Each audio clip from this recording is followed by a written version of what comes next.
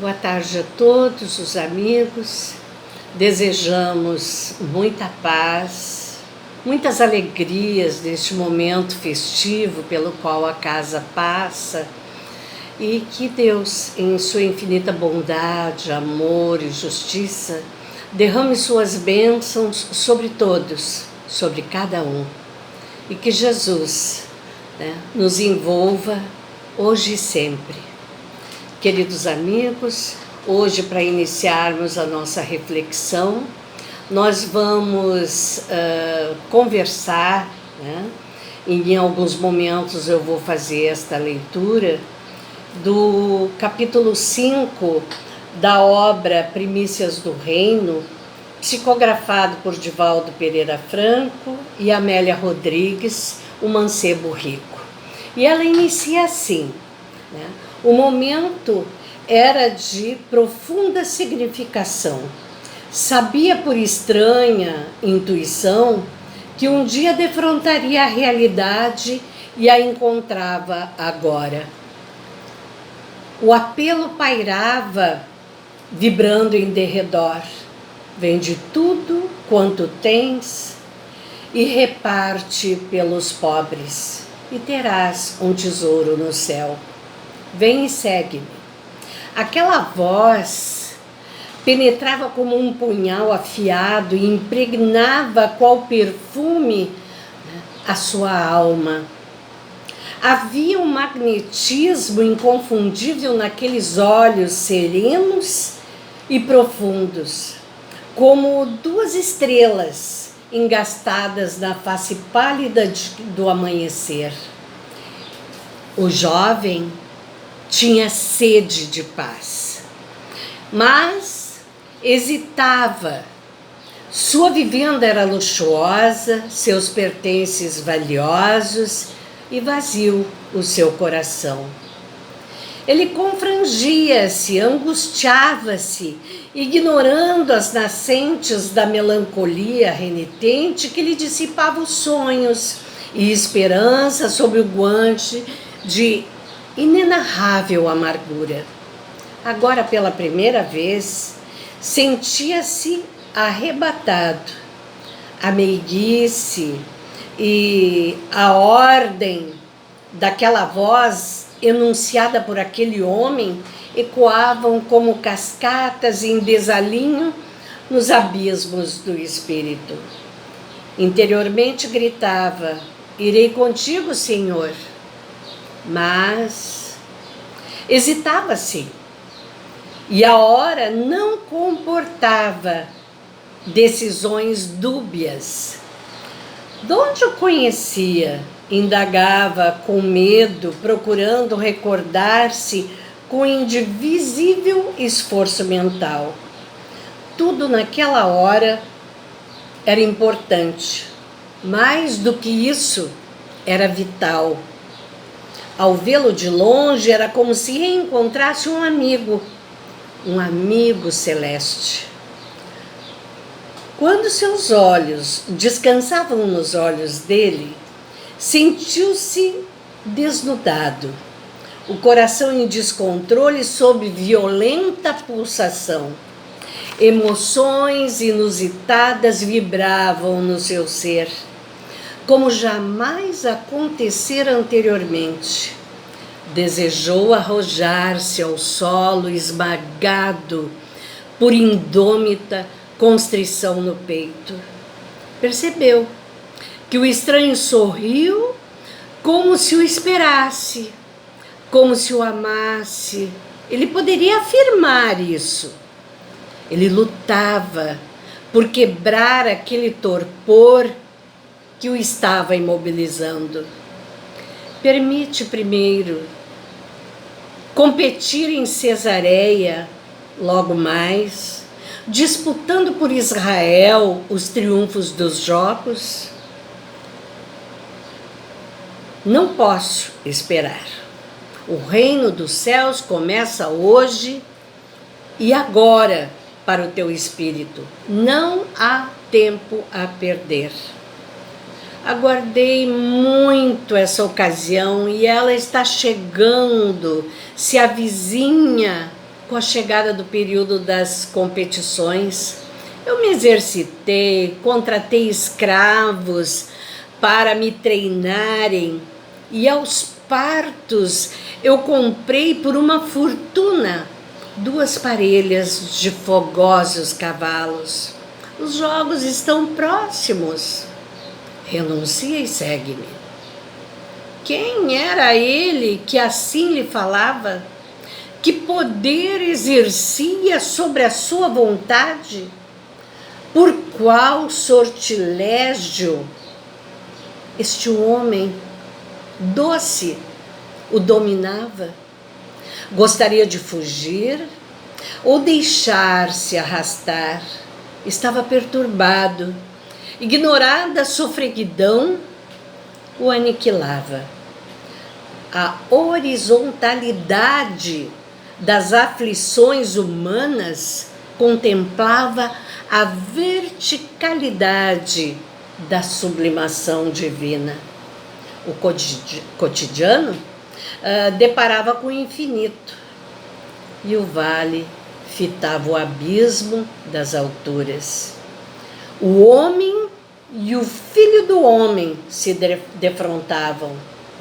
Vencendo o irresistível temor, continuou o príncipe afortunado. Não receio dar o que eu possuo. Dinheiro, ouro, gemas, títulos, se possível, pois sei que estes se gastam muito facilmente. Mas dá-me a ti mesmo, a ti próprio, e eu te oferecerei aventura sem limite. Que alto prêmio, que pesado tributo, pensa o jovem. Era muito jovem e muitos confiavam nele. Sofria naqueles minutos a soma dos sofrimentos que experimentara a vida toda. O rabi, em silêncio, aguardava e ele, com perplexidade, lancinava-se. O diálogo tornara-se realmente impossível. Subitamente, o jovem, num átimo diminuto, lembrou-se que os amigos o aguardavam na cidade. Compromissos esperavam-no. Deveria debater os detalhes finais que da corrida que aconteceria, né, na semana seguinte. Não posso seguir-te agora. Perdoa-me se me amas. O mestre sentou-se e se encheu de profundo sofrimento. Era assim, sempre assim que ele ficava, após a deserção dos convidados ao banquete da luz. A expressão de mansuetude e perdão que lhe brilhava nos olhos mergulhava em lágrimas, agasalhada em leves tons de amargura. Assim que o encontraram, os discípulos, interrogado, respondeu: quão dificilmente entrarão no reino de Deus os que têm riquezas. Uma semana depois, em Cesareia, era a capital do ócio, do prazer. E ao som alegre de trompas, de fanfarras, começam as festas públicas. E as competições de bigas abrem, né, as corridas ante a aflição dos judeus, dos romanos e dos gentios, que deixaram sobre as mesas dos cambistas pesadas apostas, né, nos seus ases.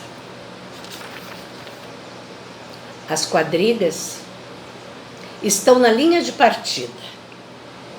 Os fogosos corcéis adquiridos aos partos, oriundos da Dalmácia, de Tiro, Sidom e da Arábia, empinavam lustrosos ajaezados.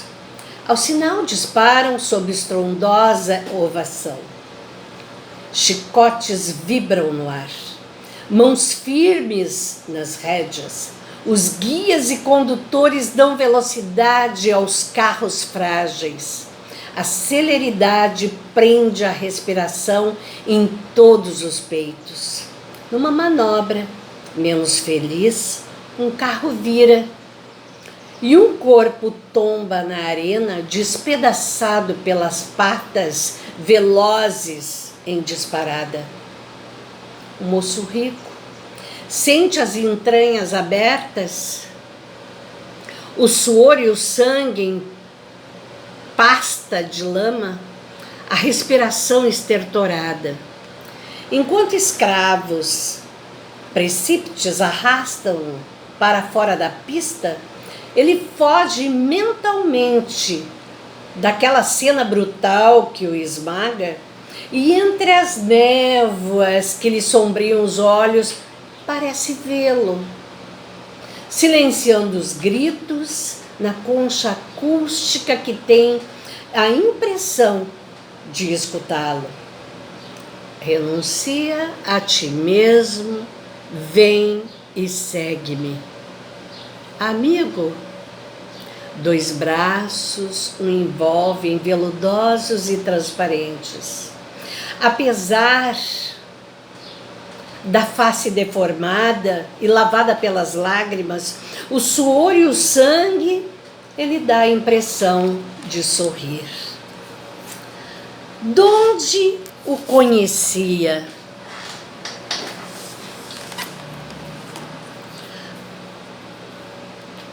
O jovem se pergunta. Ele busca na acústica de sua alma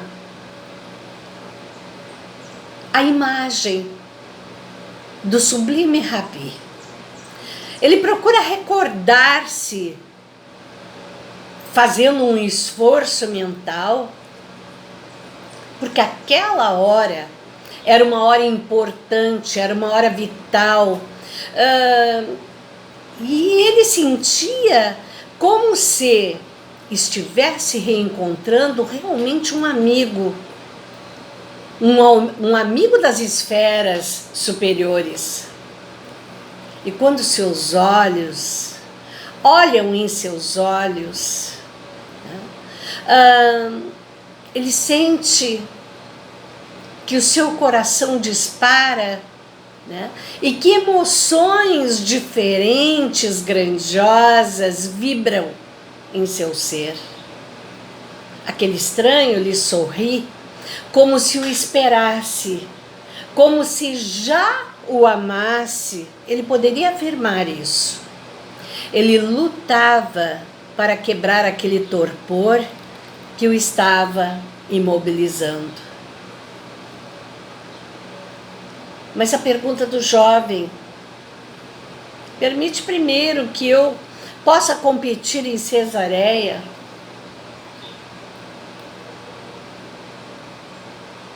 E o doce Rabi responde: não posso. O reino dos céus começa hoje, agora, neste momento para o teu espírito. Não há tempo a perder. Renuncie e segue-me.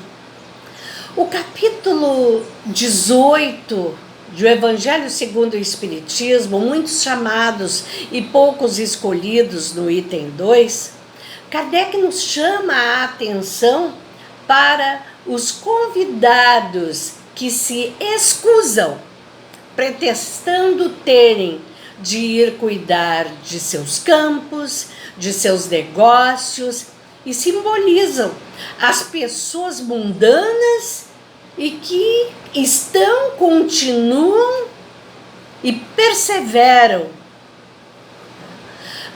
absorvida com as coisas terrenas. Se conservam indiferentes às coisas celestes, ou seja, as coisas essenciais ao espírito.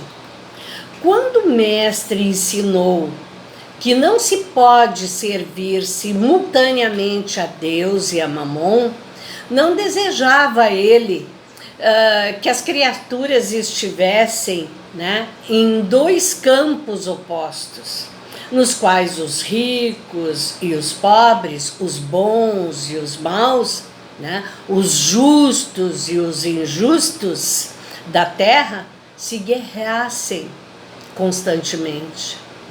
Lá na revista O Reformador, de outubro de 1956, página 232, e que consta também na obra de Saulo César da Silva, Evangelho por Emmanuel, de Mateus, ele nos coloca o seguinte: estamos convictos de que ainda nos achamos a longa distância do convívio que os eleitos da glória celestial. Entretanto, pelo chamamento da fé viva, que hoje nos traz ao conhecimento superior, guardemos a certeza de que já somos os escolhidos. Vejamos só, né? Estamos convictos de que ainda nos achamos a longa distância do convívio dos eleitos da glória celestial. Mas esquecemos do chamamento que hoje nos traz o conhecimento superior. A doutrina espírita nos dá essa possibilidade, essa oportunidade de conhecer,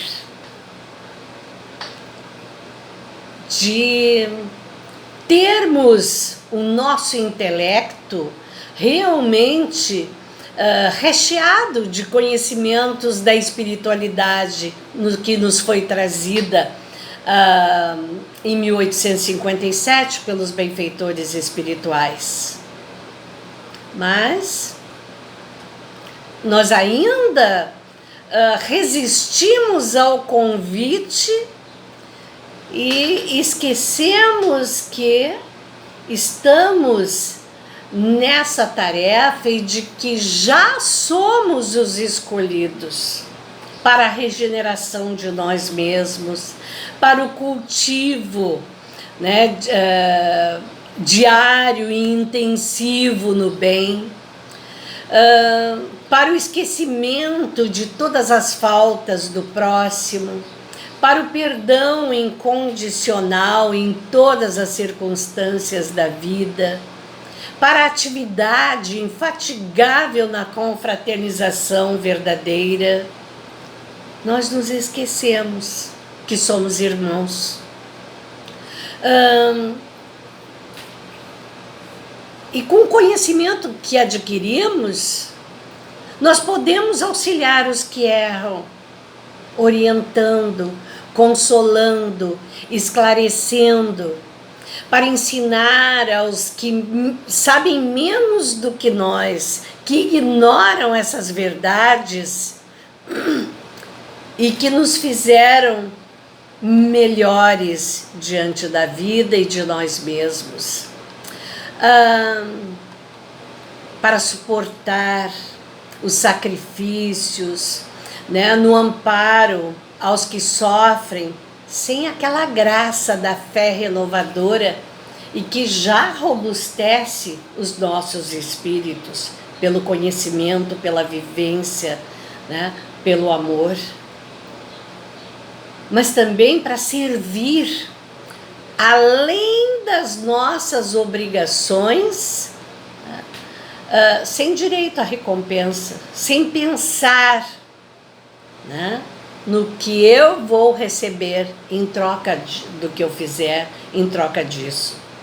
Para compreender os nossos irmãos de jornada evolutiva, sem exigir que nos entendam, porque somos diferentes. E é a soma dessas diferenças que enriquece, né, as nossas tarefas, os nossos sentimentos, o nosso dia a dia. Para apagar, sabe, a maledicência, o ódio, a discórdia, a incompreensão. Para estender a caridade sem fazer ruído, sem que esta mão saiba o que esta outra fez. para resistir nas obras, nas boas obras, sem reclamar e sem desfalecer, para negar aquela nossa antiga vaidade, orgulho, e tomar sobre os nossos ombros a cada dia a cruz abençoada e redentora dos nossos deveres. Nós somos chamados para a luz e escolhidos para o trabalho. Eis a nossa posição real nas bênçãos de hoje. E se quisermos aceitar a escolha com que somos distinguidos, né? Somos e fomos distinguidos, que estejamos certos igualmente de que em breve, amanhã, né, comungaremos felizes com o nosso Mestre e Senhor. Nós nos esquecemos, né, do amanhã, pensamos muito no agora. Pela bênção do esquecimento do passado, claro que para melhor podermos trilhar as nossas vidas, as nossas novas experiências neste plano, Deus, em sua infinita bondade, amor e justiça, nos dá a bênção do esquecimento. Mas, ao mesmo tempo, Ele nos dá a nossa consciência. Porque está registrado em nossas consciências os nossos deveres, os nossos compromissos, as nossas responsabilidades diante da vida, diante dos papéis que nos são colocados e apresentados durante a vida. Papéis de responsabilidade, de trabalho, de compromisso, e que muitos de nós,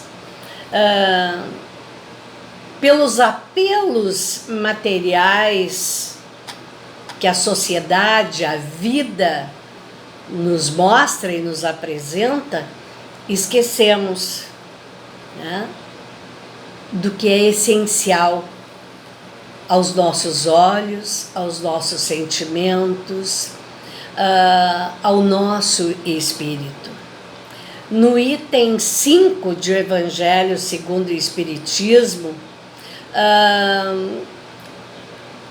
deste mesmo capítulo, né, muitos os chamados e poucos os escolhidos, o item 5, ele nos diz que o Espiritismo nos afirma que alarga a porta da perdição.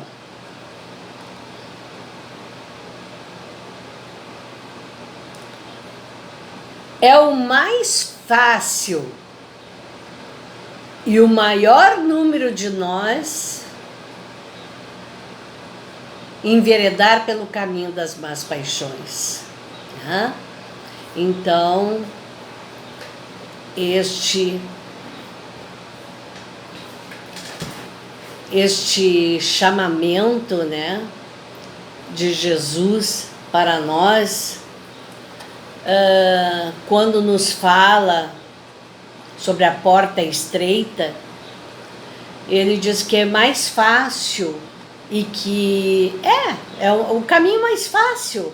É aquele caminho que nós vemos, que nos dão sugestões, são sugestivos, são atraentes para grande parte da humanidade, né?